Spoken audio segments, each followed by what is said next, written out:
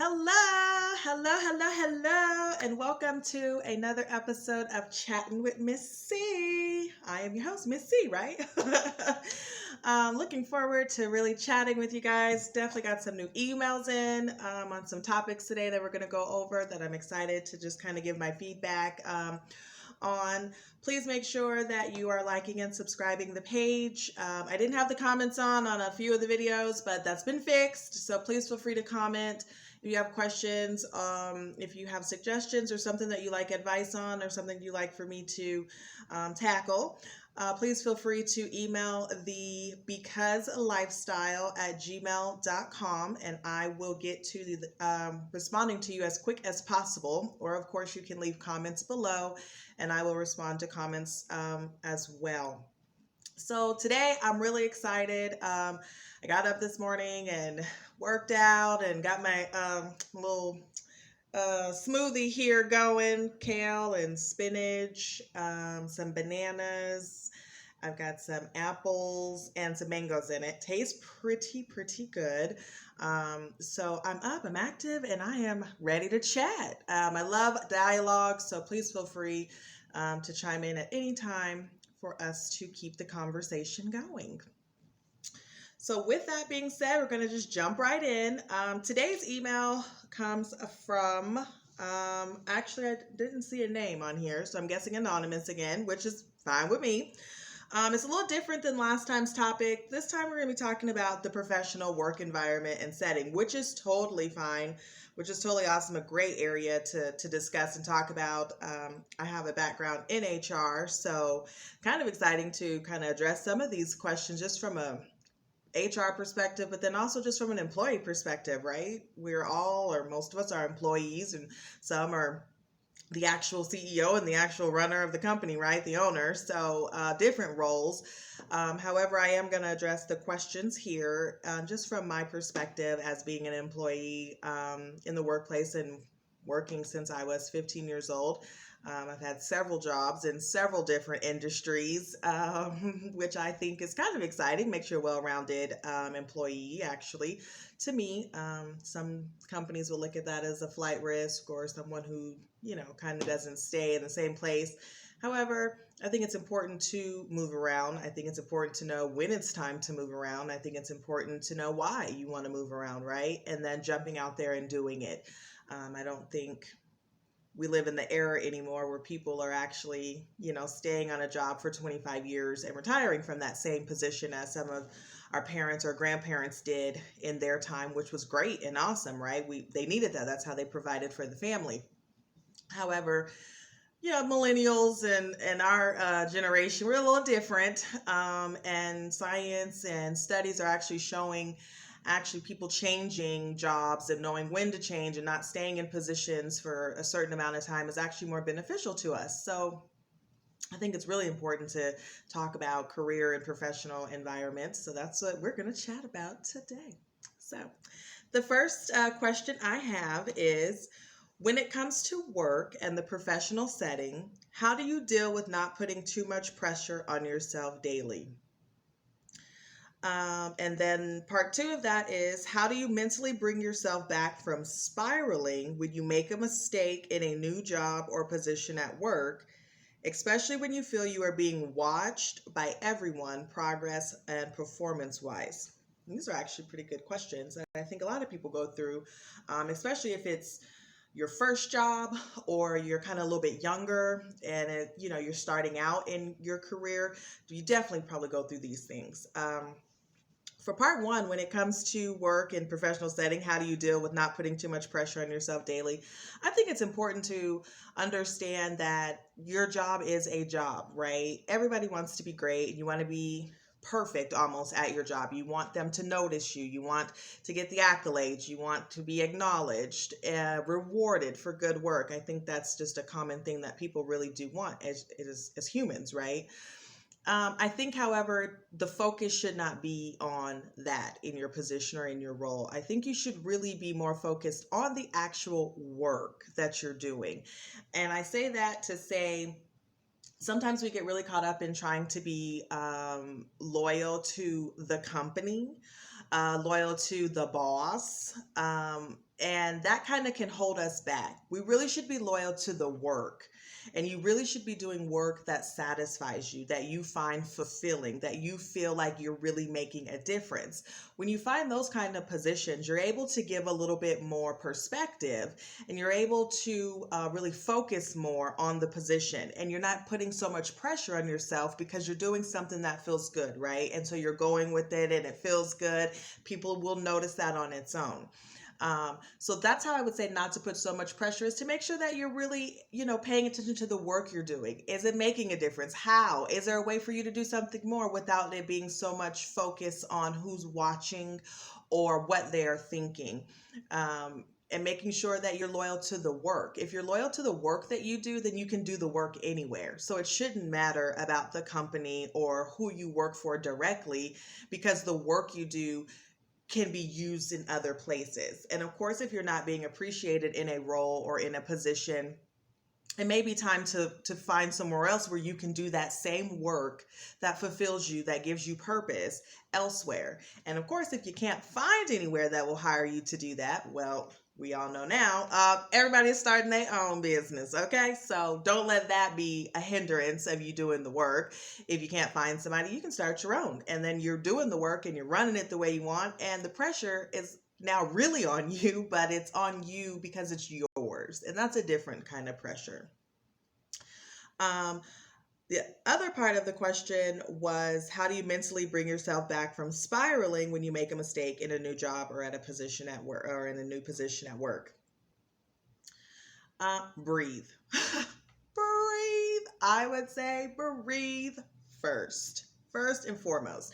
A couple of deep breaths in will most definitely help to reset the energies, to help to reset your focus in a conflict situation as such. I think it's also important to remember that everybody makes mistakes. Everybody makes mistakes. Your boss has made a mistake. Your coworker has made a mistake. You're going to make a mistake. Your parents have made a mistake on the job. It happens. People make mistakes. Don't focus, though, solely on the mistake. Look at it as a lesson. What can you do better next time? What is the expectation? How can you not make this mistake again? What did you learn from this? Is there a better way to do this? Is this not actually beneficial? I think those things are important to keep yourself from spiraling. And then also give yourself some compassion. It's a new job, it's a new position. You're not expected to know everything, even if you have a degree, even if you've been doing the job for 5 or 10 years. If you go to a new company, they have different ways that they do stuff. Yes, the title of the job may be the same, the job descriptions may be the same, but the system that they use may be different. The procedure, the steps that they take before it gets to you or that they expect you to take may be different. And it's okay, because you have to learn that, right? So if you make a mistake, your boss or the company should be understanding, they're new and, this is a lot to take in. Yes, they know, the background of the position, but this is how we do it here. And I think that's important. Be compassionate with yourself. Allow yourself the opportunity to learn. Allow yourself the opportunity to grow within that position. I think a lot of times people come into positions and we think, well, I know how to do it, right? I've been doing it forever. I already know how to do this. This is easy. Just let me go. And that's fine. That's initiative and that's great, right? That's why they hired you, because they know you have some information on it. However, you can't be so right all the time and in such a place that you're not willing to learn in a new role and in a new position. You're not in a place to learn new avenues or try new things. That will hold you back, actually, in a role and in a position. You have to be willing to learn, and you have to be willing to make mistakes. If you were perfect and you did everything right, that would be great, but also you wouldn't learn anything. You would never actually be challenging yourself. And quite frankly, I think life would be a little boring if we didn't make some mistakes and bump our head a few times. Like, I really do. I've bumped my head several times, especially in the work environment in a professional setting. I have had bosses tell me, way back in the day when I was first kind of starting out at, in my 20s. I had an HR assistant position and I loved that job. I lived in LA and I liked the job. However, the HR director came to me one day and she said, Sierra, you're kind of like the face of the HR department and of what we're doing. And I'd like for you to dress like it. Well, I sure thought I was cute every day, business casual, but apparently, you had to be open to change, to take on some criticism. And it was constructive for sure. I mean, obviously now I dress more professional in a work environment. I don't think I was unprofessional, but there was probably some outfits that I wore that were probably a little like, you really trying it today, ma'am. So I appreciated her pulling me to the side and letting me know that. And that's what helps us grow, right? That's what helps us stop and think the next time I go in my closet to go to work. Is this giving off what I need it to, right? Is this putting me in the best light? Is this, and not so much because I care what other people think, but because in a professional setting, you want to look professional, right? When you go somewhere to be helped or to be serviced, you don't want the employee to look like they just rolled out of bed, to look like, their hygiene's terrible, for them to smell a little off. And, yeah, can I take your order? You're probably going to be like, is the person over there, is he available? Because you're not really looking like, that's just human nature. That's right. That's kind of how it's set up a bit. So it's okay to not know everything. It's okay to have someone teach you and to train you and to give you insight. It's what you do with the information. Now, everything that you learn at work or everything somebody tells you at work is not going to be beneficial to you, right? And that's okay. Everything is not for you. Sometimes people are going to tell you stuff that makes absolutely zero amounts of sense to you today, right? Someone's going to tell you something and you're going to be like, that don't have nothing to do with me. Or, I don't even do that. Or I don't even know why that's important. I don't know why she came over here and told me that, right? That's how we feel. But you may leave that company or you may get into a new position and something happens and all of a sudden your mind will recollect a conversation that someone had with you or that you had with someone a while back. And now that information is useful to you, right? You're like, oh my gosh, this is what so-and-so was talking about. Or this is what, my boss was saying to me 2 jobs ago or 2 years ago. It's working today. That happens. And so we can't be so quick to think that things that are being said or things that are being shown to us have no effect or that they're not going to become beneficial later. Take the information, even if it's not for today, and use it, when the time comes. I'm a firm believer that everything we hear, we are meant to hear, right? Even if it's not today that we're going to use it, even if it's not tomorrow, when the right time comes, when the situation or the challenge or the opportunity presents itself to us, we will automatically, our brains will recollect that information that we heard 2 years ago, a year ago, whenever ago, and be able to go, oh, that's now. Oh my gosh. Okay. I know now. I feel more comfortable, or I know how to move now, right? Because we have that. So it's okay to make mistakes. It's okay to not know everything. Take a breather. Remember that you're there for the work, right? And that your work that you're doing is important to you, and that's how you're going to make a difference. And in order to be great, you have to start. You don't have to be perfect. You just have to start and be willing to learn along the way. That is what I would say to the 2 questions about the professional work environment. Work is, working for other people is a part of society. Right now, we're in a phase where a lot of people are starting their own companies and working for themselves in addition to working for someone else. Or some people have completely just like, hey, I'm in it to win it, which is totally fine too. It really is going to come down to, what you're doing, why you're doing it, the purpose behind it. Does it fulfill you? Does it make you happy? And then being able to go with the waves of the job or of the position. I think it's important to really not focus so much on the outside noise as much as what you're doing and the purpose for it. That would be my 5 cents on that.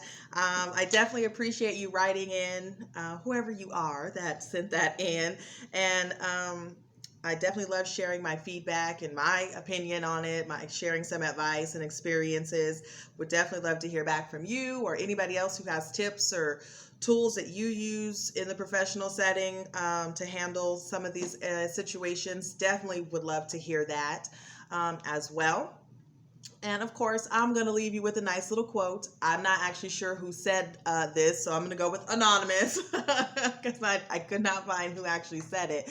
But I felt like it was really fitting for the conversation today, for our chat today. And it says, "A job is a job. It's a way to pay for a living, but that's it. Don't let it define your happiness. You work to live, not live to work.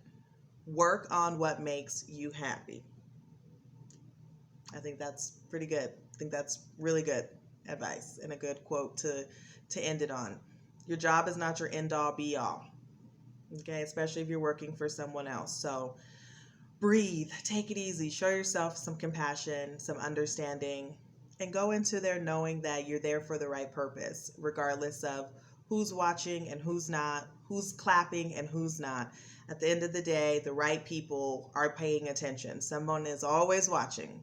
Someone is always paying attention. So don't get caught up on the in your face accolades or the, oh yeah, the praises that happen. A lot of them are happening behind doors. Positions are being opened and created for certain people because of their work ethic, because of how they show up every day. So don't focus on the outside noise. Focus on the work that makes you feel good, and the rest will fall into place. I hope you have a great and awesome Saturday. That is all I have on that topic. Thank you so much for joining me, and I will see you next week. Have a great and awesome Saturday, and have a prosperous and successful week ahead.